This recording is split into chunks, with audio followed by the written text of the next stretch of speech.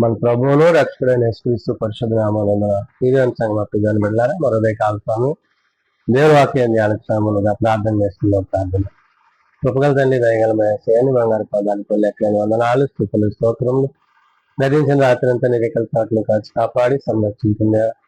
మరోదే కాల సమయం సజీవ లేఖని పేరు ప్రార్థించండిగా వాక్యమైనడు వాక్యం నా తర్వాత మాట్లాడి మీరే మహిమదంతా ప్రభావాలు పొందలేదు వేసినామని అడుగుతున్నాను తండ్రి. ఆమె ఇదేమి సంగతి దాని బిడ్డ నేను ఏర్పాటు చేయని వాక్యం అపోస్తులైన పౌలు సభ్యులకు రాసిన పత్రిక 10వ అధ్యాయము 37 నుంచి 39 వస్తాను ధ్యానం చేస్తున్నాం. అపోస్తులైన పౌలు సభ్యులకు రాసిన పత్రిక 10వ అధ్యాయము 37 నుంచి 39 వచ్చిన విధంగా రాయబడినవి. ఇక కాలము బహు కొంచెముగా ఉన్నది, వచ్చుచున్నవాడు ఆలస్యము చేయక వచ్చును. పౌలు హెబ్రీ సంఘానికి సార్వత్రిక సంఘానికి పత్రిక రాస్తూ పూర్వపు దినాలను జ్ఞాపకం చేసుకుంటూ అవి దేవుడు మనకిచ్చిన మేలైన దినాలలో అనగా దేవుని యందు మనము ఎట్టి నిరీక్షణ కలిగి ఎట్టి విశ్వాసాన్ని కలిగి ఆయన యొక్క మాటల ద్వారా ఆయన ఉపదేశముల ద్వారా నేడు మనము బలపరచబడి భద్రపరచబడి విశ్వాసంలో స్థిరపరచబడి క్రీస్తు యొక్క మాటల చేత ఆయన మనలను ప్రేమించిన ఆ ప్రేమకు తగిన వారమే మనము జీవించవలసింది. అయితే పౌలు ఇక్కడ అనేక విషయాలను గురించి మాట్లాడుతూ ప్రభు యొక్క రాకడని గురించి క్రీస్తు యొక్క రెండవ రాకడ యొక్క ఉద్దేశాలను గురించి చెప్తుంటున్నాడు. ఇక కాలము బహు కొంచెముగా ఉన్నది అంటే వచ్చువాడు ఎవరి గురించి అంత్య దినాలు అపాయకర దినాల్లో ఉన్న మనకి ఒక హెచ్చరికను పౌలు తెచ్చినాడు. ఆ హెచ్చరిక ఏమంటున్నాడు? వచ్చుచున్నవాడు ఆలస్యం చేయక వచ్చును అంటే ప్రభు త్వరలో రాబోతున్నారు కాబట్టి ఆయన ఆలస్యం చేయక వాని క్రియల చొప్పున వానికి ప్రతిఫలాన్ని చూడడానికి యేసు ప్రభు వారు రాబోతున్నారు. కాబట్టి ఈ రెండవ రాకడ యొక్క ఉద్దేశాన్ని ఆలోచనను ప్రతి విశ్వాసి ఎరిగి ఉండాలి. ఆ విశ్వాసి ఎరిగి ఉంటేనే తాను సిద్ధపాటు కలిగి ఉంటాడు. సిద్ధపాటు లేకపోతే ప్రభు వచ్చినప్పుడు అతడు విశ్వాసంను కోల్పోయి మరి పరమునకు చేర్చవలసి పడాల్సిన స్థితిని పోయి మరి ఆ యొక్క మహిమను పోగొట్టుకొని అగ్నిలోను నరకంలోను చీకటిలోను పడే పరిస్థితి. కాబట్టి ఇక్కడ పౌలు అంటున్నాడు, ఇక కాలము బహు కొంచెంగా ఉన్నది, వచ్చుచున్నవాడు ఆలస్యం చేయక వచ్చును. నా ఎదుట నీతిమంతుడైన వాడు విశ్వాస మూలముగా జీవించును గాని అతడు వెనుక తీసిన ఎడల అతని యందు నా ఆత్మ సంతోషం ఉండదు అంటే ప్రభువును బట్టి, ప్రభు కార్యాలను బట్టి, ప్రభు ఆలోచనలు బట్టి, ప్రభు తలంపులను బట్టి ఆయన తండ్రి చిత్తాన్ని ఏదైతే ఆయన నెరవేర్చి జీవించి ఆయన మన కొరకు మరణించాడో అటువంటి ప్రణాళిక మనము కలిగి ఉండాలి.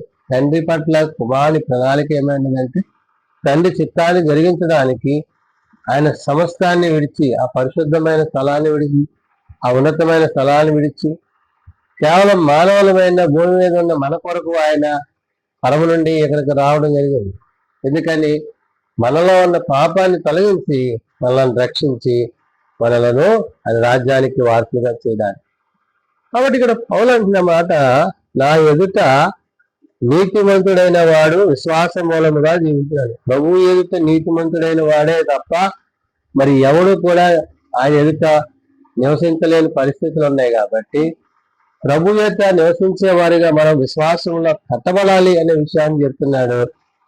ఈ విశ్వాస మూలముగా జీవించుకున్నా కానీ అతడు వెనుక తీసుకునేలా అంటే ఆ విశ్వాసాన్ని కోల్పోయిన, ఆ విశ్వాసాన్ని తాను జారవిడుచుకున్న, ప్రభు యొక్క మాటల చేత ప్రభు యొక్క ఉద్దేశాల చేత కాక లోకం వైపు ఆకర్షితులైతే కనుక తన గురించి ఇక్కడ పౌలు ప్రస్తావిస్తున్నాడు.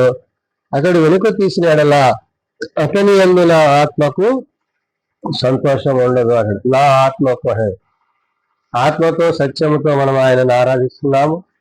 ఆదరణకర్త అయిన పరిశుద్ధాత్మ దేవుడు నేడు మనలను తన యొక్క ఆత్మ చేత ఆయన మనలను ముందుకు నడిపిస్తున్నాడు.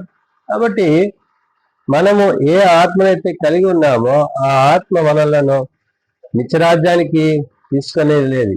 అంటే కాలము సమీపమైంది కాబట్టి పౌలు చదివించినట్టు ఆలస్యంకి ఆయన వచ్చినప్పుడు ఎవరైతే సిద్ధపాడి కలిగి ఉంటారో వారందరూ కూడా ఆ మహిమలో ప్రవేశించేవారే ఉంటారు. కాబట్టి అతడు వెనుక తీసిన ఎడల అతని యందున ఆత్మ సంతోషంప బాగున్నాయి.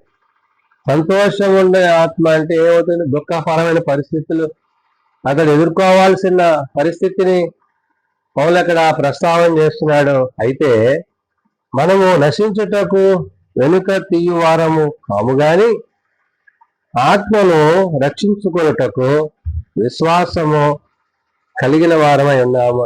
ఏ విశ్వాసాన్ని మనం కలిగి ఉన్నామో ఆ విశ్వాసంలో కర్తవ్య దాన్ని కొనసాగించబడిన క్రీస్తు ప్రేమలో మనం జీవించినప్పుడు ఆయన మనకు తన యొక్క నిత్య విశ్వాసాన్ని నిత్యరాజ్యాన్ని అనుగ్రహించింది.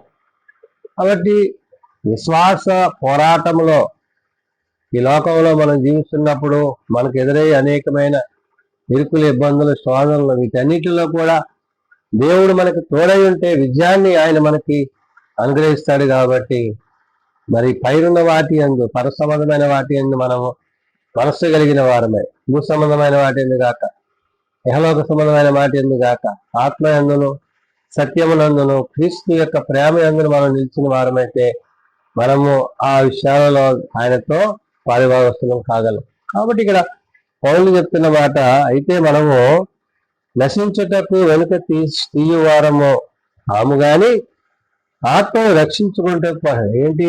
మనలో దేవుడు ఉంచిన ఆ ఆత్మ ఏదైతే ఉందో జీవాత్మ, ఆ జీవాత్మను రక్షించుకుంటకు విశ్వాసము కలిగిన వారమై ఉన్నాము అంటారు. కాబట్టి అట్టి విశ్వాసాన్ని, అట్టి నిరీక్షణను, అట్టి ప్రేమను, అట్టి దేవుని యొక్క ఉద్దేశాలను మనం కలిగి ఉంటే దేవుడు తప్పగా మన పట్ల ఆయన ఉద్దేశాన్ని జరిగించును.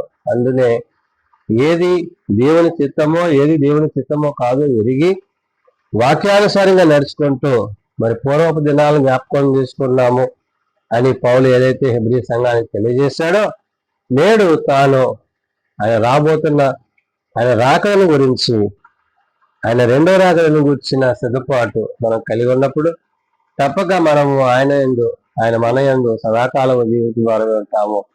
ఇటు రక్షణను నిర్లక్ష్యం చేయక కృపయందు కొనసాగుటకు పరిశుద్ధాత్మ దేవుడు మనందరికీ తన సహాయం అనుగ్రహించినని భక్తుడైన పౌలు ఆనాడు హెబ్రీ సంఘానికి, సార్వత్రిక సంఘానికి తెలియజేస్తున్న మాట. ప్రార్థన చేసుకున్నాం. మమ్మల్ని ప్రేమగా పిలిచిన మా తండ్రి, కృపగలిగిన దేవాన్ని బంగారు పాదాలు పొందాలి. ఇదిగోనైనా మరి కాల సమయం నీ పాదాలు చేరి ప్రార్థించగా నీ సహాయము, నీ సన్నిధి, నీ తోడ్పాటు, నీ తోడు దయచేయండి. శివం నీ మార్గం చేస్తా, నీ కృప చేత, నీ కాపుదల చేత మమ్మల్ని బలపరిచి భద్రపరిచి సంరక్షించి నీ సన్నిధిలో ప్రభావ ప్రార్థన అవసరం కుటుంబాలను జ్ఞాపకం చేసుకోండి. వారి అవసరం లెక్కల్లో నీ సన్నిధిలో తీర్చిన జ్ఞాపకాలను మీరు తీసుకుని అయా ఎవరైతే ఇంకా నేను ఎరుగ తెలియక తమ హృదయాలు కఠినపరుచుకుంటున్నారో అటు వారికి మారే మనసు పాప సమస్తం దయచేయండి. జన్మదినాలు, వివాహ దినాలతో పాటు నాయన అయా ప్రత్యేక ప్రార్థన ఏర్పాటు చేసుకున్న కుటుంబాలను బట్టి, కుటుంబ బిడ్డలను బట్టి నీకే వందనాలు స్వీకరిస్తావు. ఇదిగో నాయన మరి నీ మాటల చేత, నీ ఉపదేశం చేత, నీ అందరూ విశ్వాసం చేస్తాం ఎందుకు కొనసాగుతాం. అందులో కట్టుకుని బయట చేయాలి. చిన్న బిడ్డలు, ఎవరు, పెద్దలు, వృద్ధులు ప్రతి వారిని వారి తరగతులు ఆశ్చర్యించి మీరు ఆఖరికి మమ్మల్ని సిద్ధపరచునండి. వేసినామా అడిగి వేడుకొచ్చిన ఉంటుంది.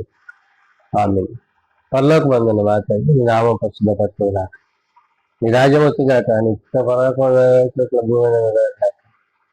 మొదల మొదలైతే వాళ్ళ ప్రభావం చేస్తాను. పెంచిన ప్రకారం ప్రభావం పేకాల్సి తప్పించము. రాజ్యము, శక్తి, మహిమ లేదా అమ్మ మన ప్రవర్తన ప్రేమ ప్రవేశక్రీస్తు కృప ఆదరణకర్త అయిన పరిశుధాత్మ సహాయము రాత్రి సంరక్షించుగాక. ఆమేన్.